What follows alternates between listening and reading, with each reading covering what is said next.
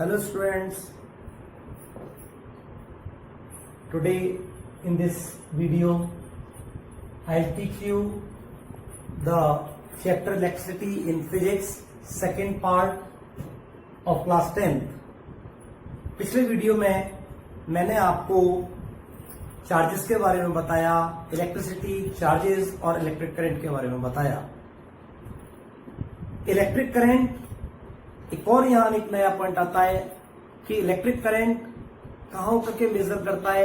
हम लोगों ने बात करी बार बार कंडक्टर्स के बारे में, मैटर के बारे में। अब इनमें से भी दो प्रकार के मैटर होते हैं। कौन से मैटर होते हैं? एक होता है कंडक्टर। क्या होता है? कंडक्टर।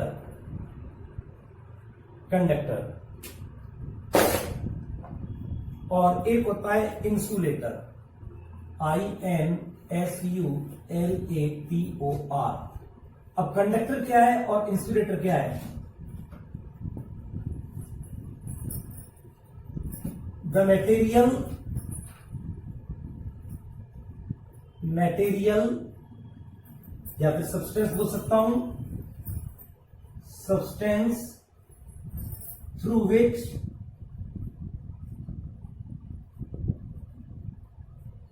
इलेक्ट्रिक करंट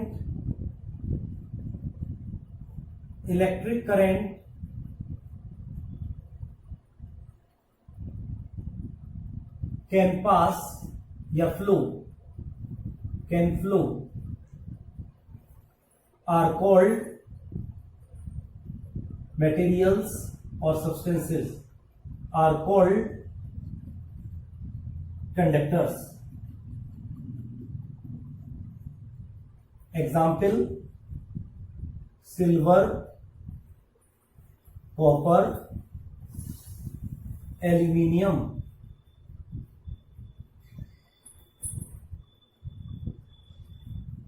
इनमें से भी बेटा silver the best conductor of electricity होता है। इंसुलेटर्स द मटेरियल्स और substances through which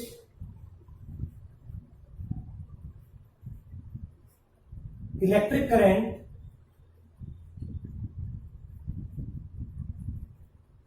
cannot flow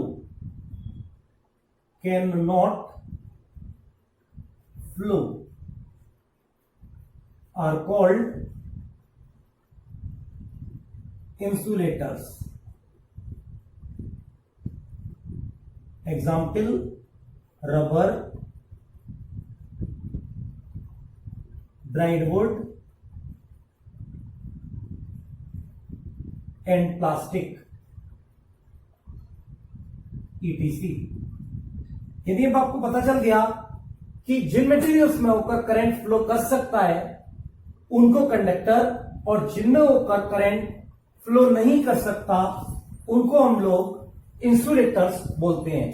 like rubber, dried would, plastic. अगर ये वेट वुड होगी तो करंट फ्लो कर सकता है माय डियर, तो करंट फ्लो कर सकता है। अगर ड्राइड है तो नहीं करेगा। It's clear? रीजन, इसका कुछ एक रीजन होता है। मैं पहले पिछले वीडियो में रेसिस्टेंस के बारे में भी बात किया था, जैसे मैं रेसिस्टेंस के बारे में बाद में बात करूंगा। इनमें वेरी हाई रेसिस्टेंस होता है, so current can not flow through them. मैंने बोला ना, property which oppose the flow of current, यानी रेसिस्टेंस क्या है? प्रॉपर्टी। उस प्रॉपर्टी को जो करंट को फ्लो नहीं करने देती उसे रेसिस्टेंस बोलते हैं। तो यहां पर बहुत ज्यादा रेसिस्टेंस होता है और यहां रेसिस्टेंस कम होता है, तो इसलिए यहां से करंट फ्लो हो जाता है। ठीक है, सफिशियंट रेसिस्टेंस यहां होता है, so current can flow through the conductors. Now next point, अभी इलेक्ट्रिक पोटेंशियल।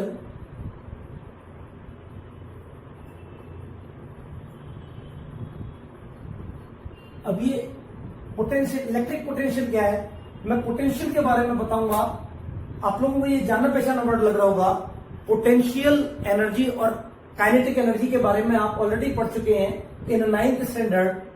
फॉर एग्जाम्पल, कोई बॉडी अगर नीचे से किसी दूसरे पॉइंट पर जाती है तो जाने में इसको एक वर्क डन करना होता है, और जब ये वर्क डन होता है तो यहां पर एक एनर्जी स्टोर हो जाती है। That is called potential energy. वहां हम लोग पोटेंशियल एनर्जी से बोलते थे, लेकिन यहां हम इलेक्ट्रिक पोटेंशियल के बारे में बात करते हैं। तो कहने का मतलब एक पॉइंट से जब दूसरे पॉइंट पर जाती है तो वहां पर एक वर्क डन होता है। तो इसी से हमें एक क्लियर पॉइंट हो रहा है, वर्क डन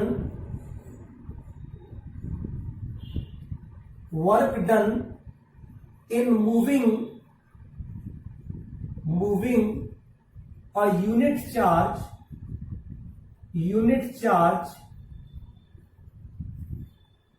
from infinity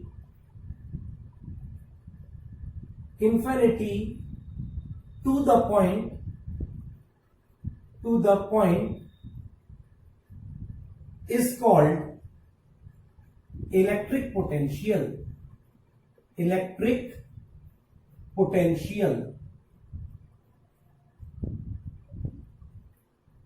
यानी किसी इंफिनिटी से, फॉर एग्जाम्पल इलेक्ट्रिसिटी जो प्रोड्यूस हो रही है कहीं दूर हो रही है, किसी पावर हाउस पर हो रही है, वहां से इलेक्ट्रिसिटी हमारे यहां तक आ रही है। तो यानी जिस पॉइंट पर इलेक्ट्रिसिटी इंफिनिटी से आ रही है, वहां से आने में जो यूनिट चार्ज जो वर्क डन करता है, एक पॉइंट तक आने में जो वर्क डन करता है, work done in moving a unit charge, मैं यूनिट चार्ज की बात कर रहा हूं, फ्रॉम इंफिनिटी, किसी दूर दराज से, कहीं दूर से आ रहा है, इंफिनिटी यानी सेवरल मीटर से, काफी दूरी से आ रहा है, 7 मीटर बोलूंगा या काफी बहुत दूर से बोलूंगा।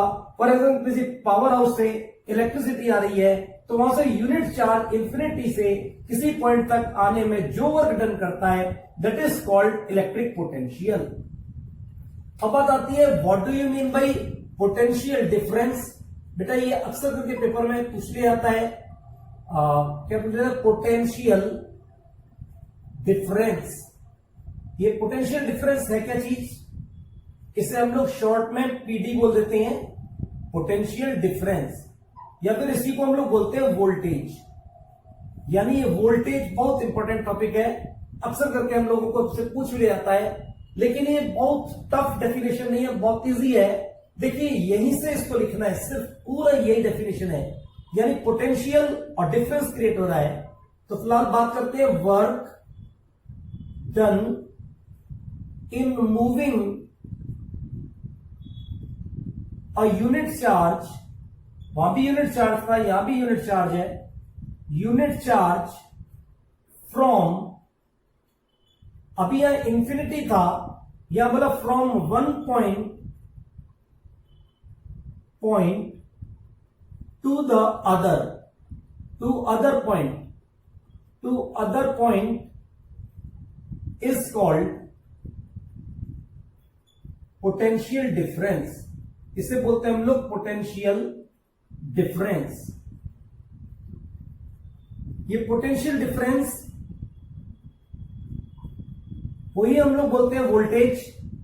आप लोगों को वोल्टेज समझ में आ रहा है, वोल्टेज बोलते हैं इसी को।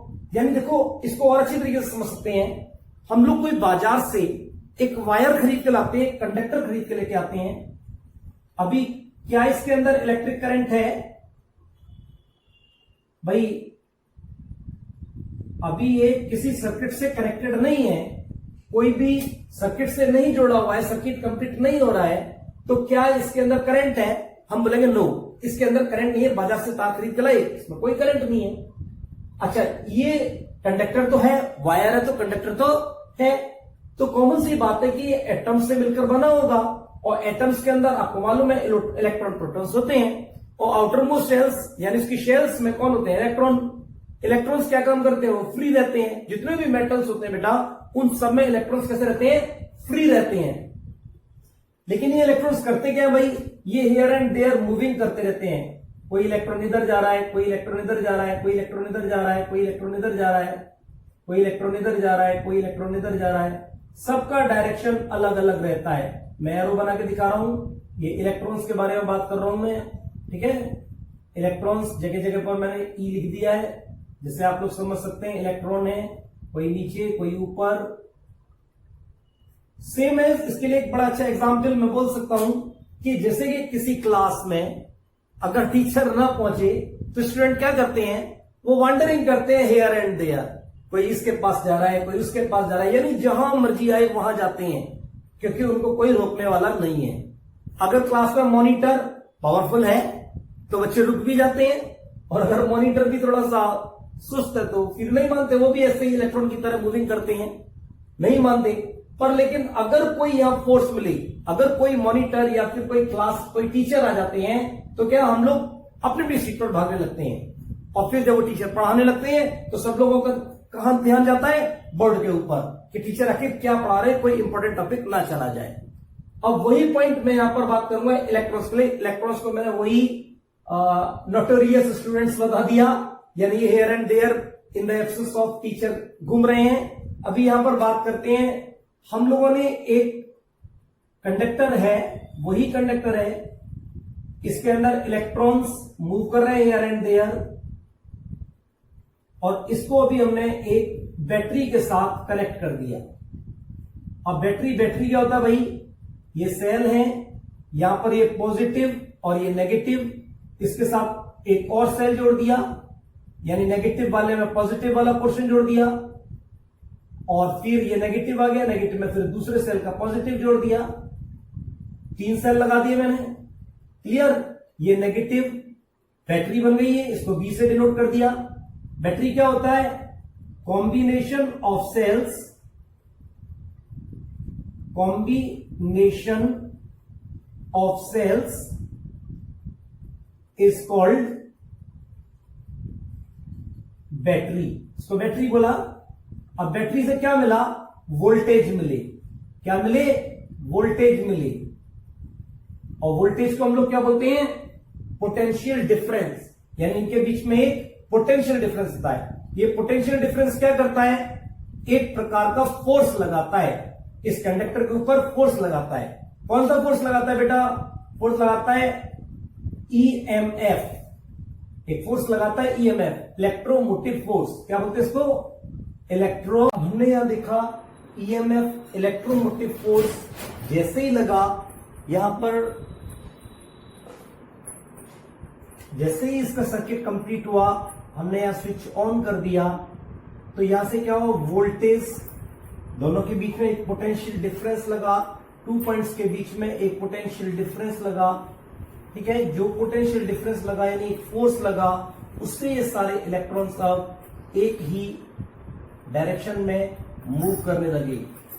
सेम वही तरीका है, जैसे कि स्टूडेंट्स टीचर के आने पर सब एक ही डायरेक्शन में जाने लगते हैं, अपनी अपनी सीट वाले डायरेक्शन में जाने लगते हैं। तो इस तरीके से यहाँ पर इलेक्ट्रॉन्स भी अपने डायरेक्शन में मूव कर रहे हैं। ठीक है, मैं एरो का निशान बना रहा हूं, दिख रहा होगा आपको कि एक ही डायरेक्शन में सारे इलेक्ट्रॉन्स मूव कर रहे हैं। दैट्स क्लियर, यहां पे आपको ये समझ में आ गया। तो वर्क डन, यानी वर्क डन किसको आ रहा है, यूनिट चार्ज। जो चार्ज इलेक्ट्रॉन में क्या रहता है, चार्ज, तो यूनिट चार्ज, ठीक है, इन moving a unit charge from one point two other is called potential difference. अब इसकी डिफाइन के बेस पर हम इसको मैथमेटिकली समझने की कोशिश करेंगे, जिससे पोटेंशियल डिफरेंस यानी पीडी का मतलब potential difference equals to work done upon क्या, और कैसे वर्क डन होता है, यूनिट चार्ज से, यानी हो जाएगा चार्ज, यानी ये इसका फॉर्मूला बन गया। इसको लिख सकते हैं, पीडी को कहते हैं वोल्टेज वी से, V equals to W upon Q। Charge को हम कैसे डिनोट करते हैं, Q से। इस तरीके से हमें एक फॉर्मूला फिर से मिल गया। अब यहां पर 3 क्वांटिटीज दे रखी हैं, हमको जो भी 2 क्वांटिटीज दे रखी हैं, तीसरी जो नहीं दे रखी, उसी को हम इस फॉर्मूले से निकाल सकते हैं। अगर हमको वर्क डन निकालना है, वी सपोज दैट, तो V इंटू Q कर सकते हैं। ठीक है, अगर Q निकालना है तो Q ऊपर इधर चला जाएगा, V अपन आएगा, W अपन V। और अगर हमें वोल्टेज निकालना है तो वर्क डन जो भी है इससे बन जाएगा वर्क डन अपॉन Q। इस तरीके से आप लोग इसे निकाल सकते हैं। अब बात आती है इसकी एसआई यूनिट क्या होती है, वोल्टेज की।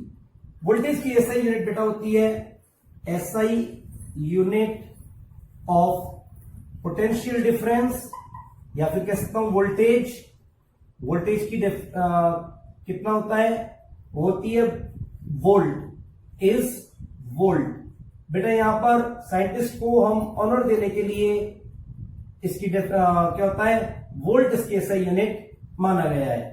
अगर कोई हमको बोलता है कि इसको भी हमें डिफाइन करना है 1 वोल्ट को, तो 1 वोल्ट क्या होगा, सेम इसके फॉर्मूले से ही हम इसको डिफाइन करेंगे, व्हेन 1 जूल वर्क डन। अब इसमें हम लोग कितना इजीली तरीके से लिख सकते हैं, अगर हमें define the SI unit of potential difference find करना हो तो हम कैसे फाइंड करेंगे, सेम यही डिफाइन पूरी लिख देंगे, बस के आगे एक 1 जूल लिख देंगे। क्या बढ़ा देंगे, सिर्फ एक 1 जूल लगा देंगे हम। जैसे कि सपोज दैट यहां पर हमसे बोल दिया define SI unit of potential difference, तो कैसे निकालेंगे, देखिए define SI unit of PD. अब पीडी कैसे यूनिट होती है, 1 वोल्ट। तो यहां मैंने बताया था भी बिल्कुल यही डेफिनेशन लिखना है, 1 जूल, JOU वाली जूल लगा दीजिए, joule work done in moving a unit charge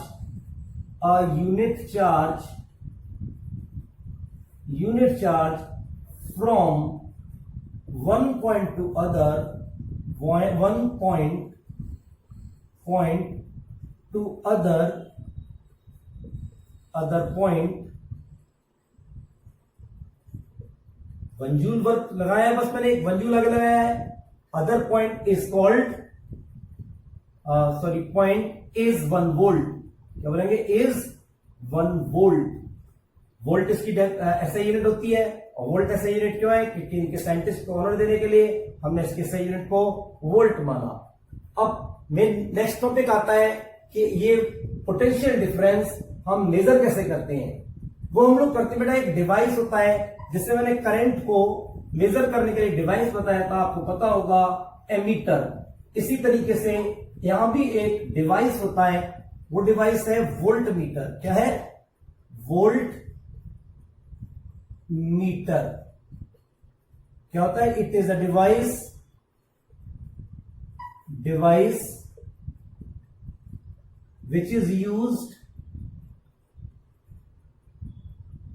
which is used to measure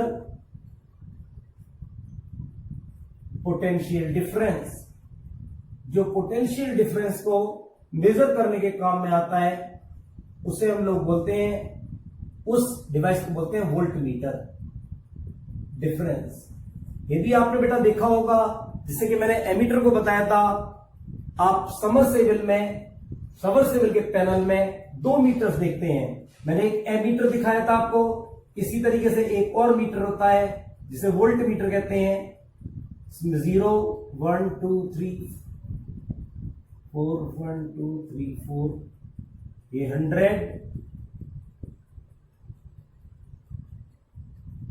200,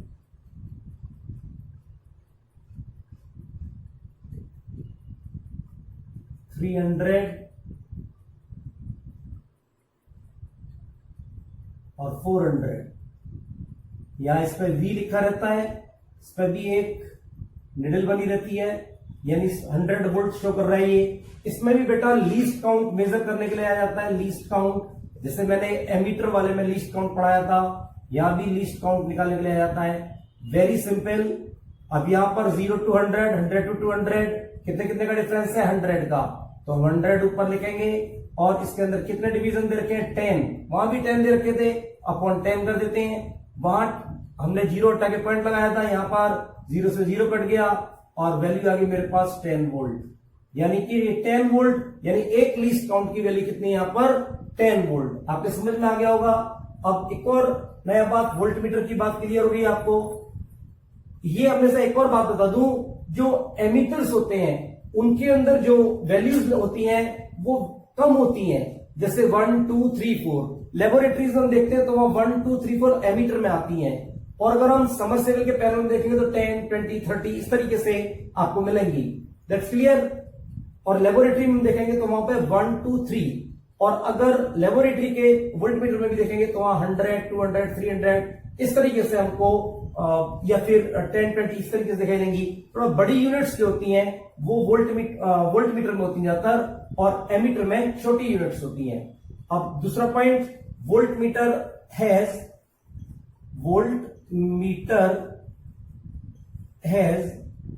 very high resistance.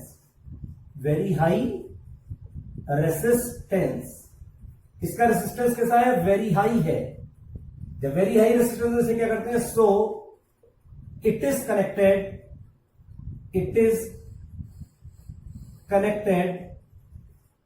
In parallel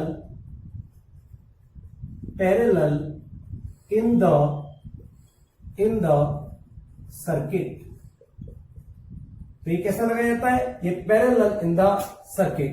potential difference और इलेक्ट्रिक करंट के बेस पर कुछ न्यूमेरिकल करा देता हूं, जिससे आपको पता चल जाएगा किस तरीके से हमें न्यूमेरिकल्स करने हैं। फॉर एग्जाम्पल, पोटेंशियल डिफरेंस के लिए हमने फॉर्मूला पढ़ा था V = W/Q। अगर हमें कोई भी दो यूनिट्स दो क्वांटिटीज पता है तो तीसरी क्वांटिटी को हम लोग निकाल सकते हैं। और हमने एक फॉर्मूला पढ़ा था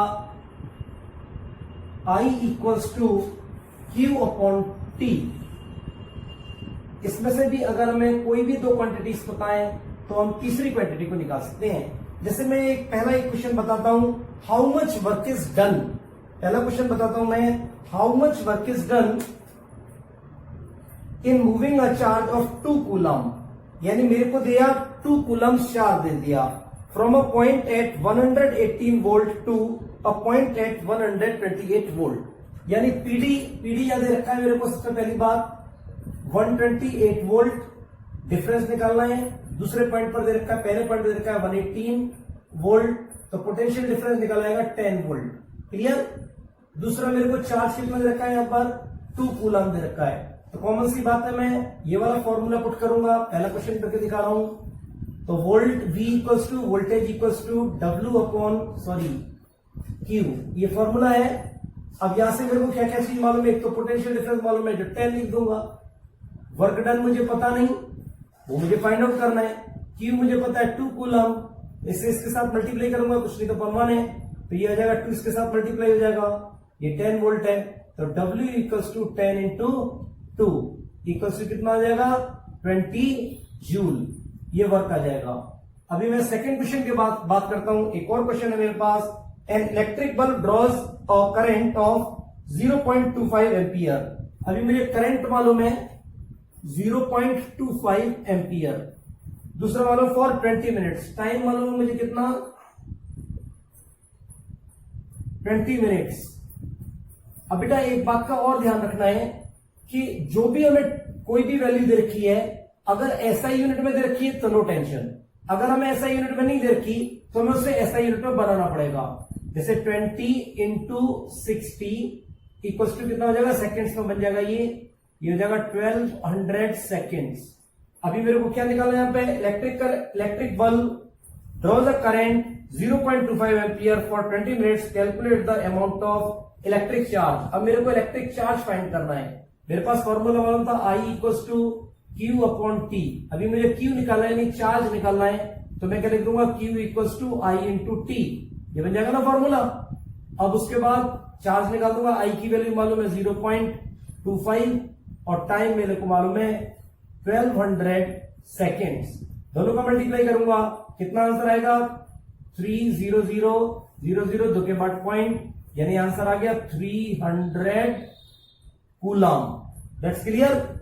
एक और नया question, a radio set draws. Third question है, a radio set draws a current of 0.25। Current देखना है 0.25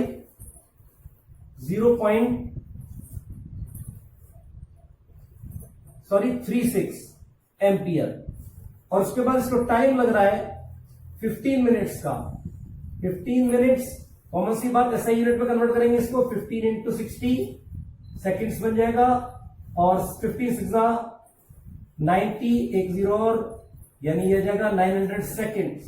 अभी हमको फिर से क्या निकालना है? हमको फिर दोबारा चार्ज ही निकालना है यहाँ पर भी।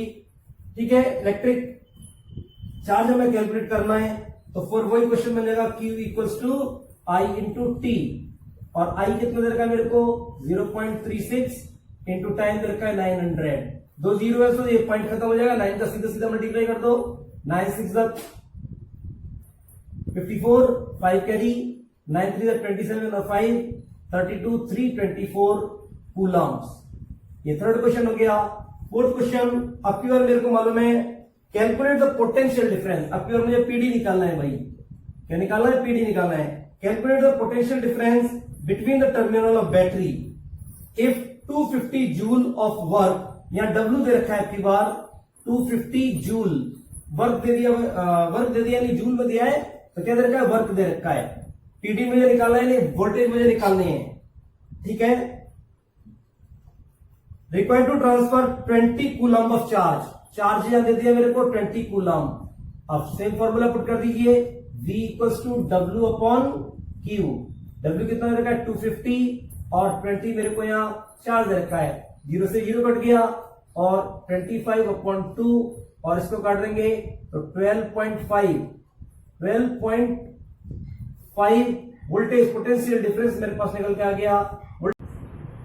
बेटा ये कुछ सिंबल्स दे रखे हैं इलेक्ट्रिसिटी चैप्टर में, कनेक्टिंग वायर के लिए हम सीधा लाइन बनाकर दिखाते हैं, ये वायर जॉइंट के लिए पॉइंट से लाइन निकाल देते हैं, और वायर क्रॉसिंग विदाउट कनेक्ट, यानी एक वायर दूसरे वायर को क्रॉस कर रहा है बिना कनेक्ट किए, और सेल में बेटा ये जो आपको बड़ा लाइन दिखाई दे रहा है ये पॉजिटिव चार्ज का है, और ये जो छोटा लाइन दिखाई दे रहा है वो नेगेटिव चार्ज का।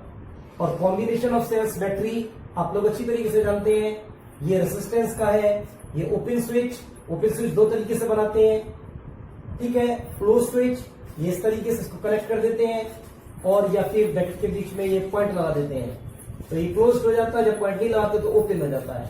ये एमीटर, ये वोल्टमीटर। इसी तरीके से अब मैं आपको एक सर्किट डायग्राम से, यहां पर बैटरी है, बैटरी कॉम्बिनेशन ऑफ सेल से 3 सेल्स मैंने कनेक्ट कर दिए, इसी के साथ स्विच जोड़ दिया,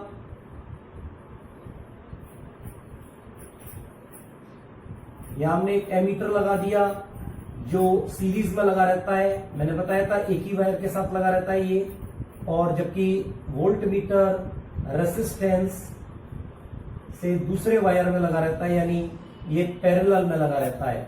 कैसे लगा रहता है? ये इस तरीके से लगा रहता है।